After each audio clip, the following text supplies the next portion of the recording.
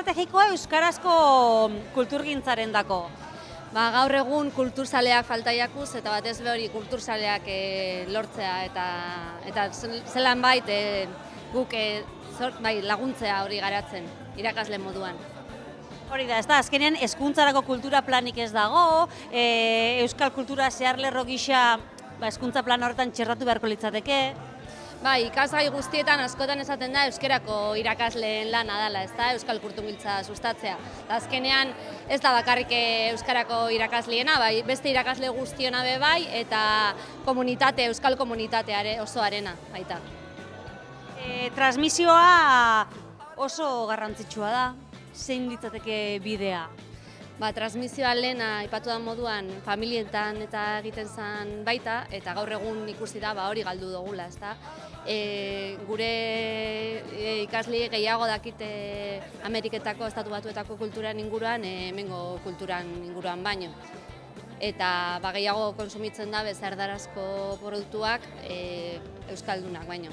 Euskal kulturaren eremuan bada premia, ikerketa guztiek esaten dute nolabait hezkuntzan ere, beste hainbat esparrutan bezala, baina hezkuntzan ere euskal kulturak ez duela behar lukeen lekua, ez dela behar bezala garatzen, ez lantzen, eta beraz behar dugu horren inguruan eremu iraunkor bat, baliabideak sortzeko, esperientzia onak batzeko, eta nolabait irakaslei baliabideak emateko.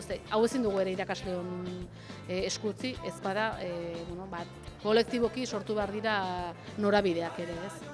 Tailer hau lehenengo aldiz egin da irakaslei begira, ez betik ikasle eguna eta irakaslei begira azoka garrantzitsua da baita ere, ez da? Oso garrantzitsua da, batez be ikasle askorentzako gaurko eguna dalako kulturara hurbiltzeko daukaten urteko iaia egun bakarra. Segun eta ze familietan bizi zaren euskal kulturarako bide hori hartzea oso zaila da eta eskolen eskutik egiten dabe askotan hurbiltasun hori edo.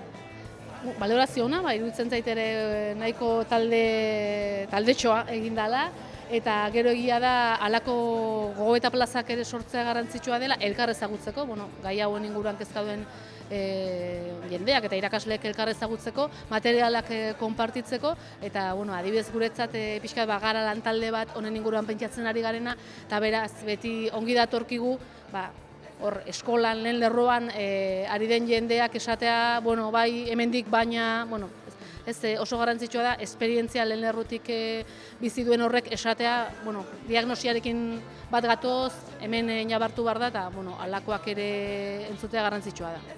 Eta zein balorazio egiten duzu, hitzaldi honena edo azokak eskaintzen digun tailer honen gainean? Oso ona, oso ona. Benetan aipatu diez nik usteot, kulturgintzan dauzkagun gaur egungo arazoak, eta apur bat argi pizkat ikusten da, hauen eskutik. Olako bide lagunak eukinda edo gidariak eukinda ikusten da pizkat. Argiago ikusten dugu hain etorkizun iluna edo.